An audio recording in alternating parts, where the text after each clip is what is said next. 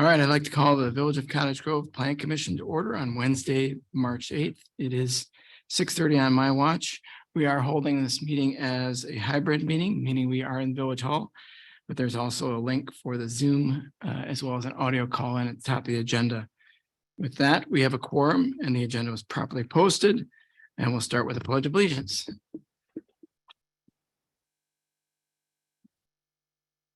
I pledge allegiance to the flag of the United States of America and to the republic for which it stands, one nation, under God, indivisible, with liberty and justice for all. Next, then we have public appearances, public's opportunity to speak. If you are from the public and wish to speak, we just ask that you hold your comments to no more than 3 minutes. Share your name, your address, and your municipality so we can capture that for the public record. So with that, I'll pause and see if anybody on the Zoom would like to speak.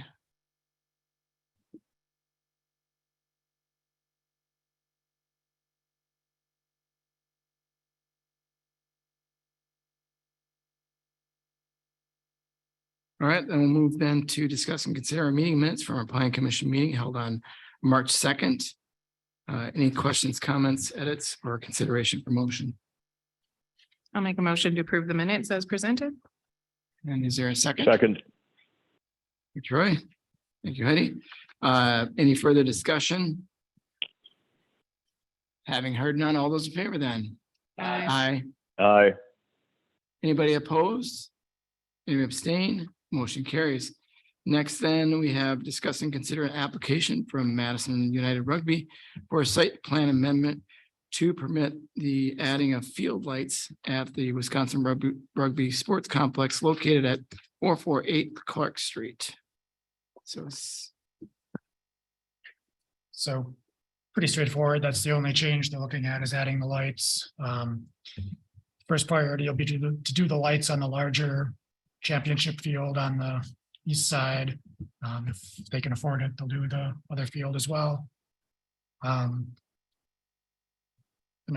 Rick and Sean from Parks Department are having some discussions with the rugby club on an agreement. As far as sharing parking and things and how events get scheduled. At first we thought we might have to get into that with some of the conditions for this approval, but it sounds like that's being handled separately as a separate agreement. So the only condition we'd have for approving this, Strand asked for a photometric just to make sure we're not getting too much light on surrounding property, especially since there's a residence immediately to the west. Yes. Josh, I don't know if you had more to add to it than that, but. No, that's it. Just get the photometrics for the lights that they're proposing, just so we can see the spillover of light, if there is any, from the fields, just to get an idea of how it's lit down there. It'll also give us an idea of just all the other surrounding lighting that we're doing in the park too, just to give an overall perspective on how things will be lit. So I don't anticipate any big, surprise, I guess, when we see the photometrics based on kind of the stuff that they've laid out, but it's just good to have for records. Is the plan for them to only have the lights on when they need them? I mean, not like they're not going to come on at such and such a time every day and shut off at such a time? I would assume so, but we can make that a condition if we want to. That it has to be off at a certain point. Yeah, I think it's silly to have them on unless there's an event there. Yeah, just reiterating what Aaron said, if you wanted to place a condition on, the lights have to be turned off by 10 o'clock, I don't know what time, just as an example, or when not in use, something like that. That seems reasonable to me. Yeah, that does seem reasonable. You have something similar for the baseball field? Because I see those lights even from where I live. I mean, you should be consistent with what's going on down there, right?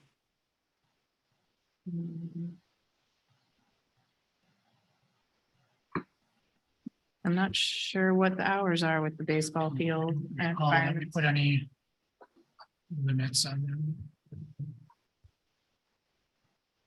Did they have anticipated weekdays or weekends or just as, and we could put on condition as needed, or? Do they have any indication of when they'd be using the lights? I wouldn't think they'd run them and burn up electricity. I wouldn't think so either. Right. Right, so a condition shouldn't like hinder. And I hate to have that they have a big tournament or something and it Mhm. runs a little bit late and it's gonna typically be a weekend. Mhm, I don't foresee it being during the weekend, maybe a leagues during the week, but mhm. Yeah. Yeah, it does get dark early in the fall and, you know, Is that something that's better addressed in the agreement you're looking at? We could potentially address it in the agreement. You know, I can't say it's better one way or the other, I guess. We could potentially just throw it into the agreement as an additional requirement that they only run the lights like when the fields are in use, or establishing a cutoff time.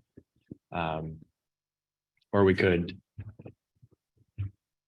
establish a condition where they have to be off by a certain time, or if they want to go later, they just need consent from the village, either just like empowering somebody at the village, whether it's, you know, the administrator or other staff member, to grant consent for running later if they think they're going to need it. So, yeah, I think there's flexibility here. Yeah, I mean, if they're meeting village requirements of no light spillage outside the property, then what are you trying to protect with the extra layer of stuffs?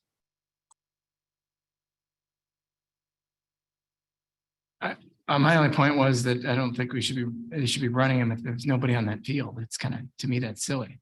right. Yeah, but that's their cost. I mean, they're Well- paying, right? I mean, I get what you're saying, but we don't do it for households, outdoor lightings, you know, we don't, I mean, I don't know that you have anything statutory to stand on to tell them they can't waste their money. Household lighting is a little different than big floodlights, I think. I'm just thinking of the residents right around that. There's a couple, 2 or 3 residents right there. And to me, that's just being mindful of those folks. No, I get all that, but I just don't know what you're hanging your hat on as an ordinance to say that we have that jurisdiction to do that. I mean, parking lot lights are on. I mean, I think if they comply with the light leakage rules, and you know, it's just a cost to make them come back and request permission to stay on a little longer. It's just more cost for us at the end of the day, and who's going to police that at the end, you know? And Technically, it's not, it's separate from the park. That's the other reason to bring it up. It's their property. I would just say when it's not in use, I wouldn't put a Yeah. time on it, because if Yeah. I was them, I'd say, well, what about the festival? You guys have lights going to how late at night of the festival, you know what I mean? I know that's only a short window, but I would just say when not in use. So we don't currently have a ordinance on lighting athletic fields and parks. Well, I guess I wouldn't say, I'm not aware of like any specific ordinance on those things specifically. I mean, your site plan ordinance, if I recall correctly, it basically considers some like public interest factors, and you can establish conditions that you determine is in the public interest. So there is some discretion there. It is good to be consistent with use, but obviously there are a lot of factors that can go into any one decision. So if you feel like it's in the public interest, you could establish those conditions to sort of limit the externalities of a particular use. So, you know, a specific ordinance, I would have to do some digging on that. You know, alternatively, you could approve it, condition on them like establishing hours of operation or something for the lights, or just ask that they give more input at the board level when it comes for final approval. That seems reasonable. It just seems to me that we're more concerned about the back end, not the front end. Like, I don't really care if their lights are on during the day, but people might care at night. So And then just like with everything going on with like, Edgewood and lights for their, athletic field that they spent millions of dollars on. So, you know, don't recall if the lights for the proposed tennis courts, Josh, maybe you can help me. Those are only on when the tennis courts or pickleball courts will be in use. Is that there's like some kind of activation switch for users, right? Yeah, yeah. Yeah, that's only on when in use. Yep. Does it lock out after a certain time at night? I don't know that off the top of my head, but that would typically be the way it's set up, but I could check on that. Yeah, usually you have it set up and Sean can control it, right? That it's active until 10 o'clock or whatever. And if somebody's there at 8 and it's dark, they can push it and they can play until 10. And then after that, it deactivates. Now there'll be parking lot lights there that will likely be on a majority of the time, obviously for the safety of the parking lots and the parks. There'll be some lights, but for the courts, those will be, on and off per use. I mean, I think they're gonna self-regulate with the cost. They're not gonna want to run these things. These are expensive lights. I just not sure what we're trying to codify. Other rules to codify it, so. I guess I personally don't really have any issues with the lighting as long as it's only utilized when there's an event. I don't see a reason that those lights need to be on every night, 365 days a year. If they only have an event 4 times a year, that those lights are going to be utilized and have a true need. Yeah, I think that goes back to the cost. All right. Any other discussion on this? I would make a motion to approve the application from Madison United Rugby for a site plan amendment to permit adding field lights at the Wisconsin Rugby Sports Complex located at 448 Clark Street with the condition in the memo and that the lights are to only be used during events. And Rick, you'll verify that before the board? That we Yep. can add that, okay, Yep, thanks. I can definitely look into that for you. I'll second that. All right. Motion second, any further discussion? What exactly are we? What's that amendment? So the only during events, which we haven't defined, and Larry's looking into the something as part of it. Yeah, the staff condition, and then that the lights are to only be used during events. I guess, do we need to further define events? I think, yeah, we can, Somebody was gonna look into something. I just didn't quite catch what the action was. so we can potentially just contact the applicant to verify like what the events are. So like, I think the intent is clear, right? That it's just when the fields are in use, like for their events.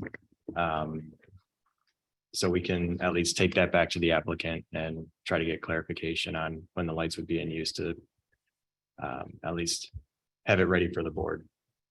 Okay, we could change it to when the fields are in use if you think that's a better motion. I think there's still some ambiguity in there, but I think it's a little bit clearer than, Okay. Yeah. Are you okay with that amendment? Okay. The second condition is directing staff to get clarity on that we only want the lights on when the fields are in use. That's the amendment. I'm not sure the second condition. It's for the lights to only be in use, and Rick's gonna verify that that's an okay condition before the board, before this gets sent to the board. but it's a private business. We don't dictate other businesses when their lights can be on. So that's why I'm trying to clarify the second condition. So the condition for staff to follow up between now and the board meeting to confirm how the lights are going to be utilized, or is it that we're asking that lights only be utilized during in-use times. I'm not sure, I'm not clear the second condition. Yeah, I guess, well, So at least to read it back. wrong. The way I'm understanding it is the second condition would be that the lights only be on when the fields are in use by the rugby club. But sort of separate from that condition, we'll follow up with the rugby club to get clarification on when the lights will be used on the field, and we can provide further input to the board on that condition at the next board meeting. Yeah, that's, the intent. I sort of meshed together my motion and my discussion on the motion. I think it'll be a non-event because I don't think they're gonna want to pay for that lighting when they're not using it. So. Or a non-issue. And I guess to Fred's point about, regulating other businesses, I don't think businesses have 60-foot light poles. These are much taller than the lights out at Piggly Wiggly as an example. Yeah, I would say I agree, Troy, it's a specialized property. With, specialized lighting equipment. Any other discussion? Having heard none, then all those in favor? Aye. Aye. Anybody opposed? Aye. Anybody abstain? Motion carries. Next, then, we have a presentation from Chris Miller of Chris Miller Construction regarding the potential development plans for parcel 0711-093-9923-1 on North Main Street. This is for feedback only from the commission. So Chris? Yeah. Yes, please. And just make sure that the mic is flipped, so those folks that are on the Zoom, you have to pull there's a little lever right at the top and then pull it towards it. Just like when you sing karaoke. Right. Right up by the head of the mic. It's just got a sticker right by it too. Just pull that towards the. Oh, okay, there we go. Yep. Yes, I was just inquiring, maybe for informational purposes on this, maybe to help myself show up next time with maybe a little more narrowed down information. I'm looking to obtain a conditional use permit for a property on Main Street. I know you've seen the map. What I'm looking to do is a twin house or a duplex.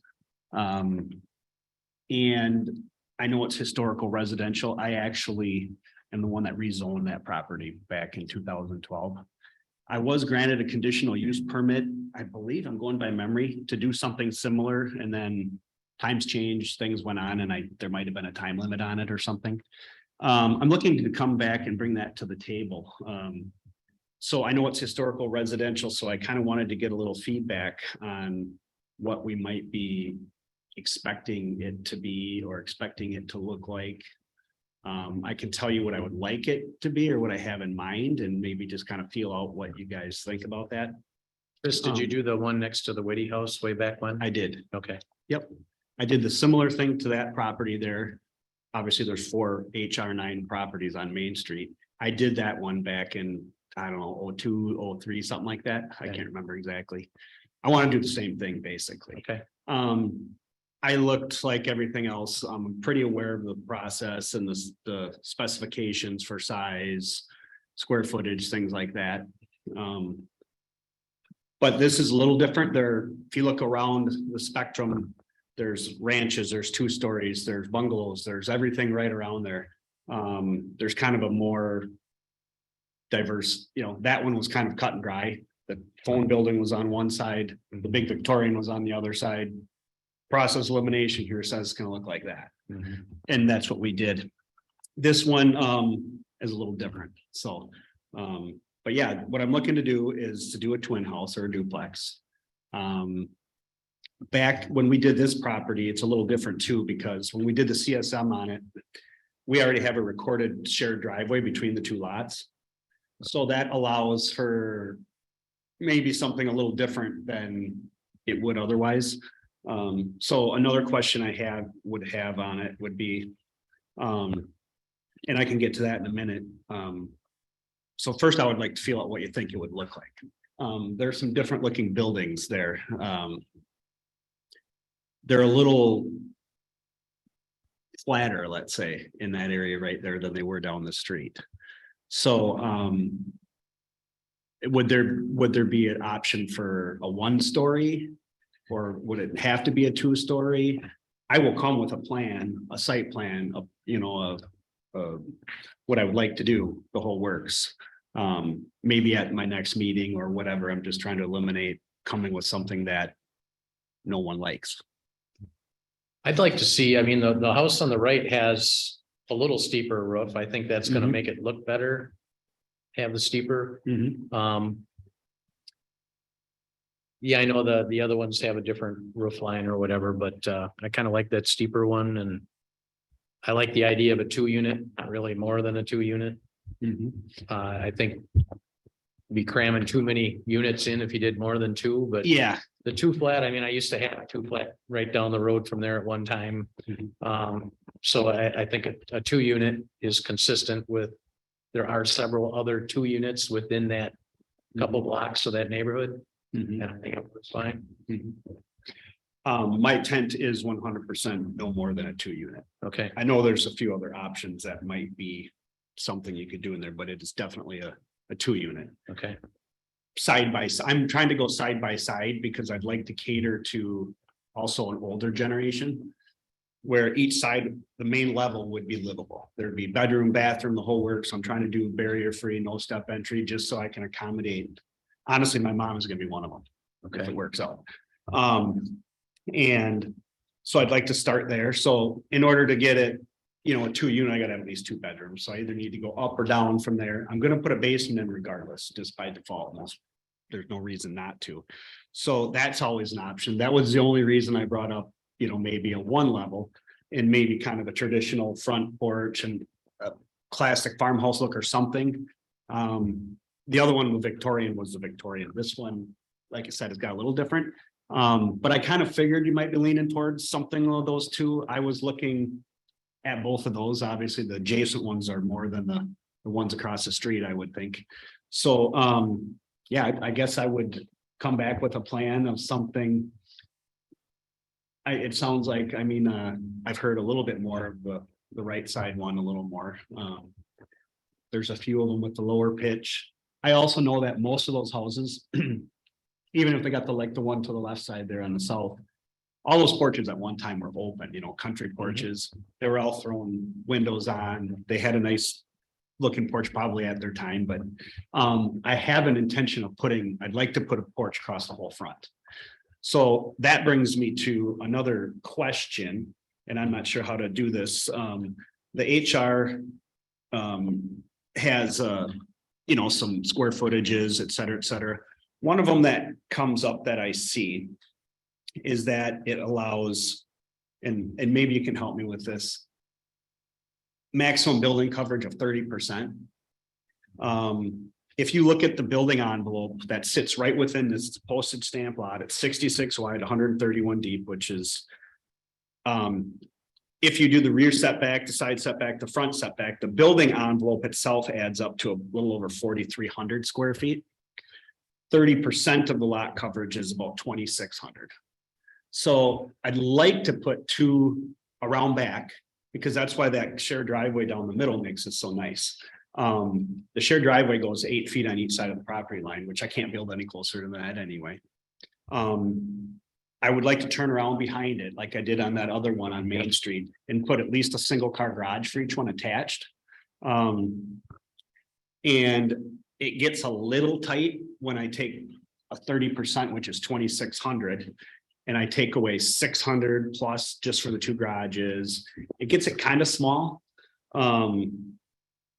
So I don't know if that's what I have to work with, that's what I have to work with. But the building envelope itself, to stay within it, allows me 4,300 square feet, but 30% offers me 2,600. The other thing is it says at least 50% landscape percentage. Well, even if I used the majority of the building envelope, it still doesn't, it would still have more than 50% landscape coverage. So I don't know if I'm looking for permission to go over the 30% as well, or hear out what you might have and what your thoughts about that are. I wish we could get a picture of that other one up. I don't know if we could do it on Google Earth or something, or. It's right to the left of it's right to the south of the phone company building. The other one that I did, you mean? Yeah. Oh, just yeah, so they okay. can see that you did the garage in the Yeah. back, you turned the I corner. did, correct, yeah, and And it's very nicely done. I'm also looking to own and maintain Okay. this and the one to the north of it. Okay. Which is what I did with the previous. Yeah, well, we get that pulled up. I do like the idea of the front porch, of course, in the front and brings people out to, our main corridor. And I think it's really welcoming for our community. And I'm not opposed to going, I think this is a desirable type of housing for our area and for seniors. And so I wouldn't be opposed to. You gotta come back north. Yeah. It's nice. I would agree, Heidi.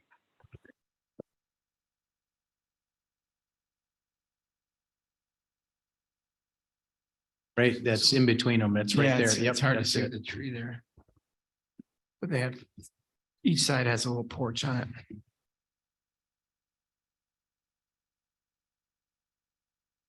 I'll throw a car in there too.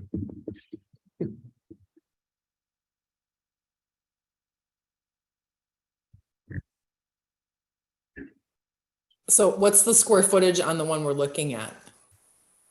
Well, that's why I came here. I didn't want to start spending a lot of time designing and drawing something until I narrowed down what might be acceptable. So informational purposes only, is what I'm at. Yep. If I do garages connected, at least a one car with each one behind it, and I can, again, because of that shared driveway, I can put it right. Half my driveway's on, half's off, so it really helps. I would be still shy of 1,000 square feet aside, which I'd like to bring that up a little, but I can do that and then go up with it. I could do that, I suppose. Yeah, I could potentially do that. Yeah. I like the idea of having a garage just to keep vehicles inside. And Yeah, it'd be a nicer look. I don't want to, none of them houses up and down there ever had a garage on when they were built. And if they do, they're all put back behind it because percentage of the lot, and they can be 3 feet from the rear and the side. Where none of these were probably, set back. You're not going to pop a garage right in front of them. I don't want to do anything like that. I want to keep the look of the area. So I guess I was thinking 1,000 was a little squibby, I know I can get a bedroom on the first floor. There's just a lot more, there's a lot more area in the building envelope that could be used. And it's mostly because of the garage on the back. If I didn't include that garage on there, that 2,600 would be enough. For both units. I'd like to tick it up a little bit at the same time if possible. I guess the whole intent on the historic district is that we knew we were dealing with small lots, and we wanted to try to work with people that did want to improve the lots. And try to utilize, and we knew the normal zoning wasn't going to work with those lots. So Chris has already showed us that he's done the same thing once already, so he set a precedent. I do work on the phone company building, and so I see the house, and it's always well kept. So yeah.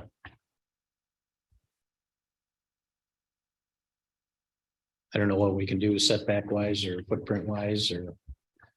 I guess there's a few different ways to approach it. I mean, a variance, you would need to show a hardship, which I don't know that you have. If this 30% is something we think is going to be difficult to work with on any HR9 lot, then maybe we amend the ordinance to give a little more room. That's probably what I would do. We could do that at the same time as we do the CUP.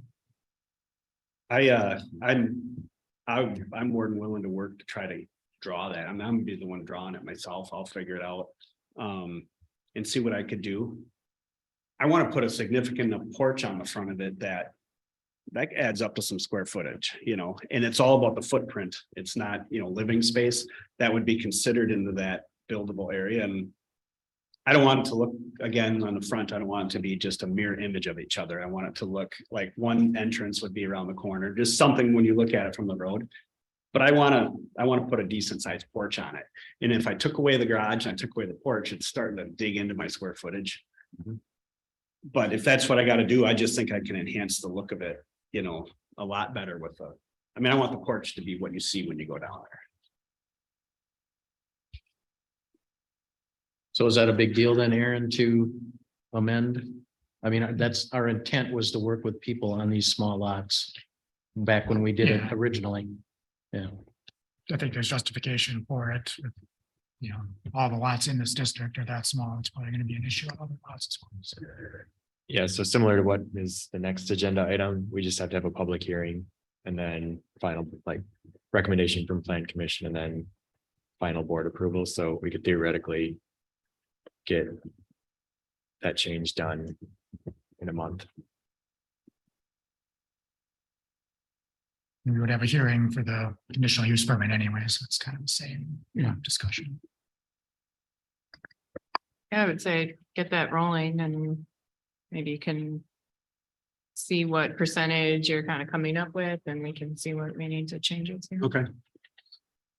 That may help us establish a number too, or modify a number that's more workable for a nice project.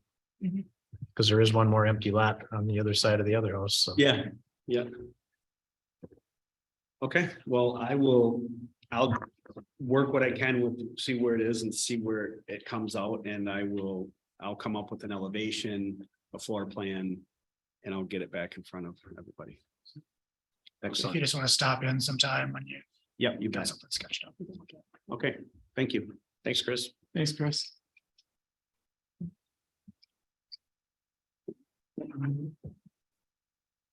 Next, then, I'd like to open a public hearing. This is public's opportunity to provide input on a zoning text amendment regarding setbacks on streets with right of way with a width of 100 feet or more.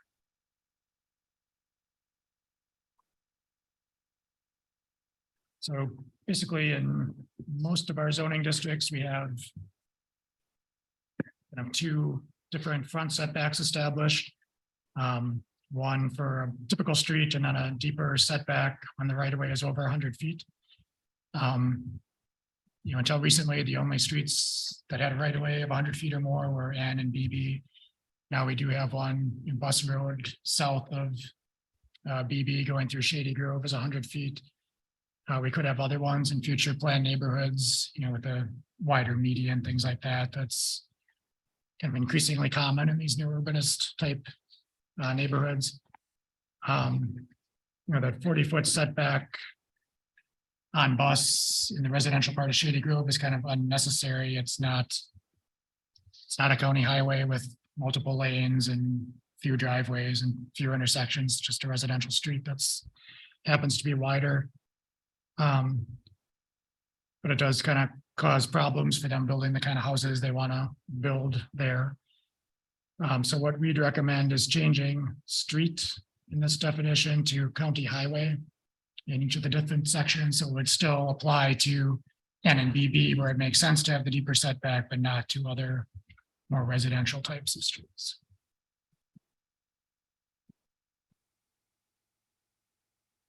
Any questions for Aaron?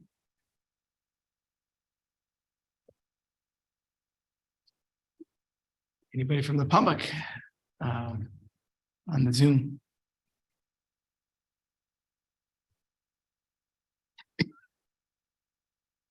All right, then we'll close the public hearing portion of this and move right to item 9, which is continuing the discussion about the zoning text amendment regarding setbacks of streets and right of ways width of 100 feet or more. So with that, anything from the commission?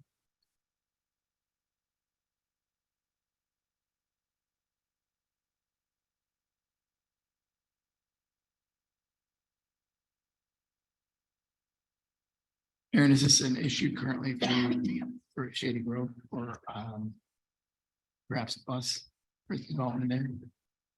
Yeah, it makes for a much tighter building envelope. Like I say, it doesn't make as much sense there as No, because there's people are driving slow.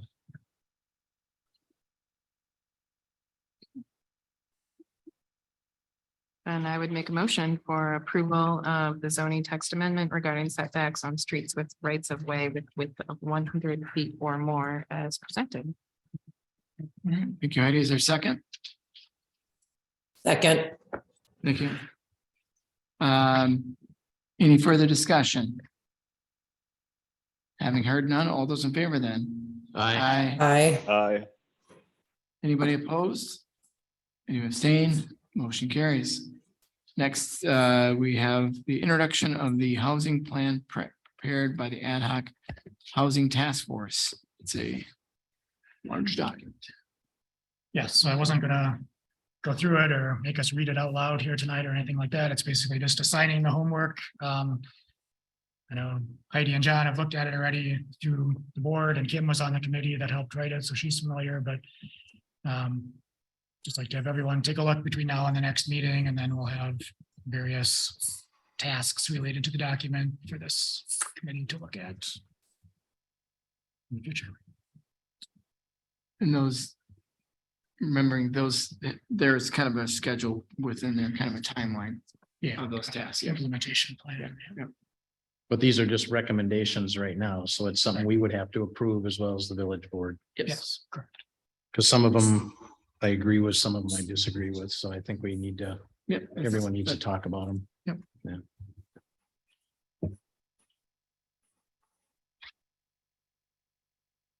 Aaron, where do you want us to focus on that timeline? So that we're keyed into the correct place for the next meeting? Didn't quite catch that, sorry. He's asking about the timeline. It's near the end of the document. The very back, it's one of the appendices. Thank you. Any initial questions or comments? Other what Don, you said? Oh. Okay. We're just supposed to come back and Yep, comment that- in next time? Yep. Okay. Yeah, take a look through it. If you have questions before then, you can feel free to reach out to and we can talk about it. But Okay. yeah, we'll take various parts of it Okay. at a time. Not kind of things. Okay. And then future agenda items, here, anything that we have to?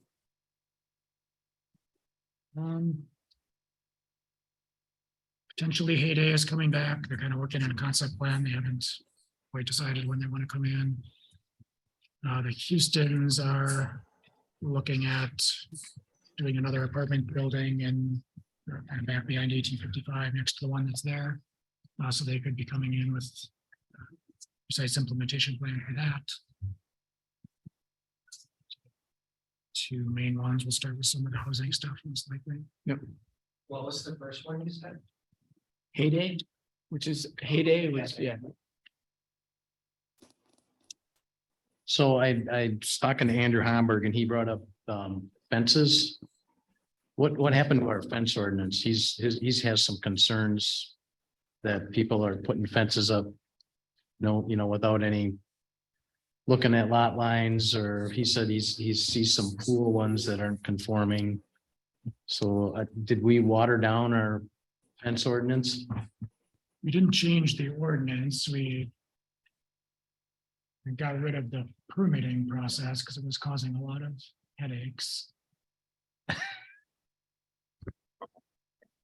Recent inquiry, we have to do some field verification that there are in fact pool fences that aren't conforming. Okay. I took a real quick look earlier this week and my gut is we may want to change the ordinance, but I got some more digging to do. Okay. Future agenda item. Okay, so we will look at. It'd be worth talking to Andrew. He has some specific examples. What? This kind of reminds me of back when we had the fence permitting though. I'm guessing there are examples between private property owner and private property owner. where when we would get a call, we'd have to say, figure it out, hopefully as nice neighbors versus getting attorneys or whatever it might be, but I can talk to Andrew and see. I mean, if it's an ordinance violation, it's one thing. If it's lot lines between private property owners, we stay clear of that. Okay. He just had some concerns and he had some specific examples and I know pools came up. I'm not sure specifics of the other ones. I think it was more that people would put fences up and not necessarily 100% have their lot lines marked. You can't go by a phone pole or a pad, electric pad or something like that. That isn't necessarily a lot line. So No, not even close. No, in fact, in my yard. Having the permit didn't really help with that either. The lines are all parking at four of them, so. Yep. But no, yeah, that'll be future agenda item, probably. okay. All right, moving then to item 12 from the hallway. Second. Second. Second. All right, motion second, non-debatable. All those in favor? Aye. Aye. Hi. Aye. Everybody have a good rest of your week.